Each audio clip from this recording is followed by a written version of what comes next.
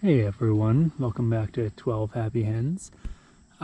Just out here at about 7 o'clock with the flock. I figured I'd give them a little more time out of their pen today than usual for a couple reasons. One, because I have the free time and I like being out here with them and I like letting them out.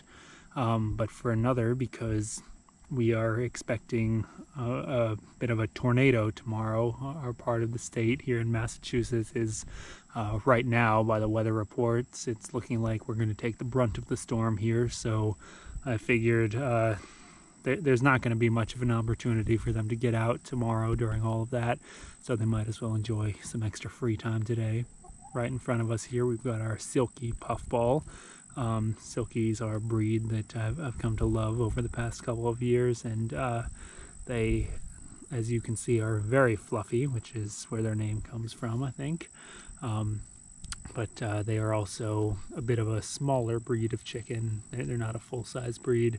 A lot of people love them because they also have the reputation of being great broody hens, meaning that they are more willing to sit on eggs and try and hatch out chicks of their own than a lot of other breeds that have been kind of raised just for eggs and have had the broody quality bred out of them over the years. Puffball was actually just letting me hold her a little while ago, but I've put her down so she can forage like everybody else. But as you can see, she's very close to me. Actually, she's only about 3 feet away from where I'm sitting right now. And it's just kind of enjoying the evening like everybody else. I'm not really sure how bad this hurricane is going to be tomorrow, so I'm just kind of letting everybody explore the yard and have that extra time because I really don't know what tomorrow's going to bring on that front. Moving away from Puffball for a second, we've got the former chicks and now kind of 2/3 grown chickens. We've got in front of us here the Barred Rock is this kind of gray striped one on the right. The Black Australorp is the black one in the center, and then the Lavender Orpington is this bird on the left, the light grayish color. She has really become a chicken that I think is very beautiful, and she's nowhere close to done growing as are the rest of them.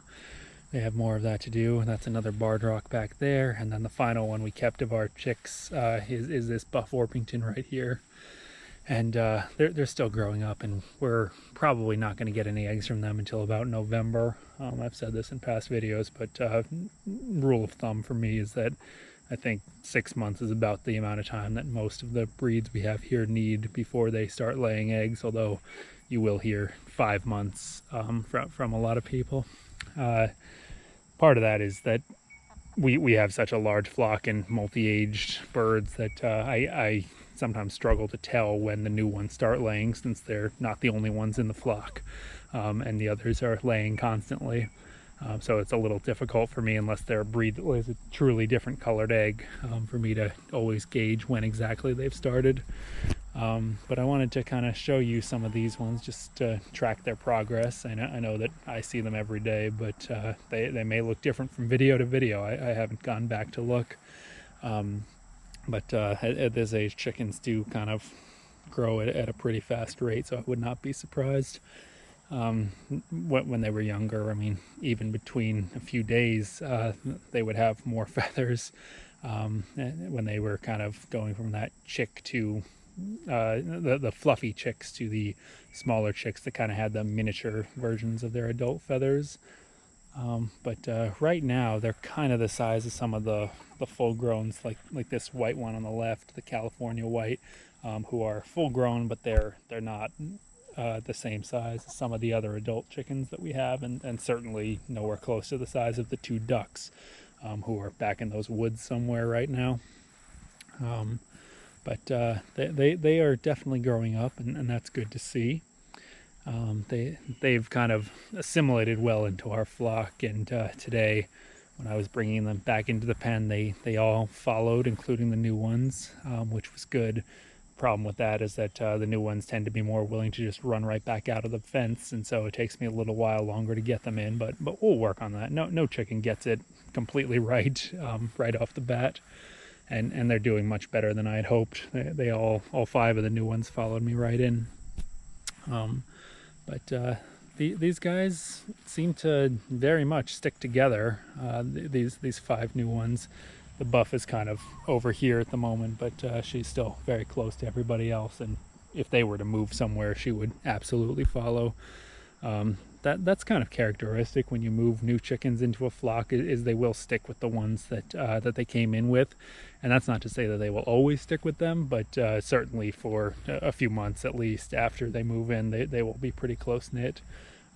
Down the line, they may kind of splinter off and form their own groups or kind of go out on their own. Actually, this Silky right here, Puffball, that I've talked about, she's a good example of that second option, which is that she came in actually with one of the other Rhode Island Reds, who's in the coop at the moment.